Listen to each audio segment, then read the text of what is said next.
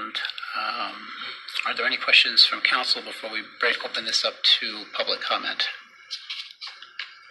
Seeing none, I will open this up to public comment. There's a limit of 5 minutes, and please introduce yourself. And thank you. My name is Michael Doyle. My legal address is Portsmouth, New Hampshire, but I lived in Falmouth at 3 different addresses for 40 years. My son went through the entire school system here in Falmouth, so I still have a soft spot in my heart for this town, and I come back to offer my guidance to you. First of all, if Peter Golphin gets up and speaks after me and lies about anything I said, I reserve the right to come back and dispute the lie, or him or anybody else. If I don't get that right, I'll just get up and interrupt them when they're lying about me. I'm going to make a claim here that I don't think anybody in this room, or probably anybody in this town, can do. I have receipts where I donated 1,200 hard-covered books to the Falmouth Library. I have the receipts over a period of years. I emptied out 4 massive double-deep bookcases when I went out and bought this. If I had 50 books like I have right here in my hand from Tom Clancy, they average about 2 pounds a piece. That would be 100 pounds of books. This is 8 ounces. And for us to be building a museum for books is just ridiculous at this point in time. I think it's a competition with Cape Elizabeth to see who can have the biggest and best library. And it's a waste of money at this stage of the world. I used the analogy last time that we're building the best buggy whip factory after the Model T Ford came down the production line.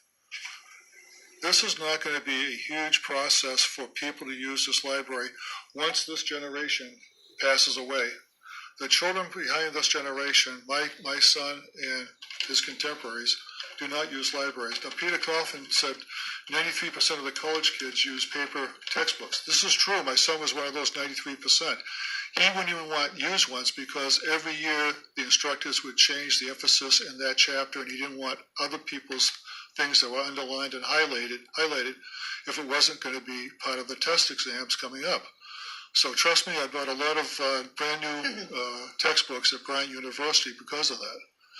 But once that got through, I said, are you going to continue to read books, in hard copy? He says, Dad, please.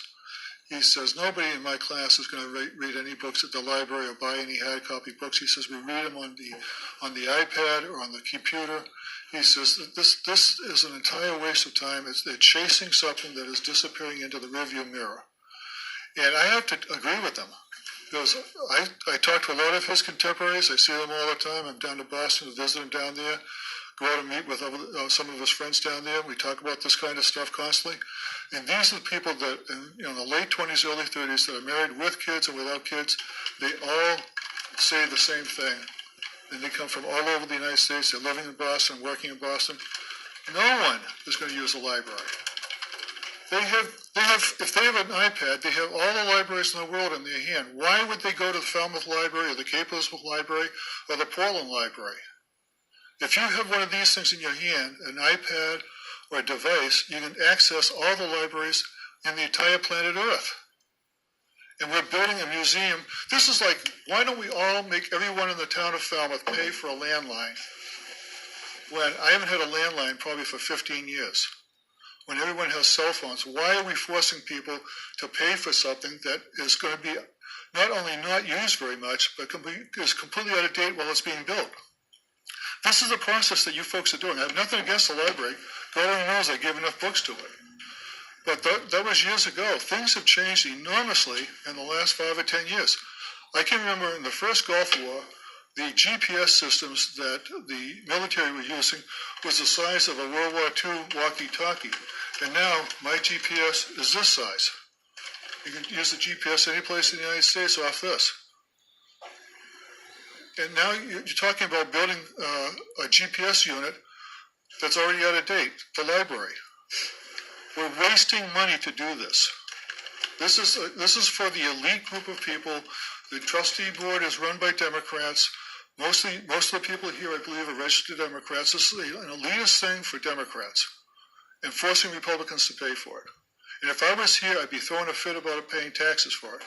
But I talk to a lot of people who are here, and because of their business relationships, they can't come here and speak.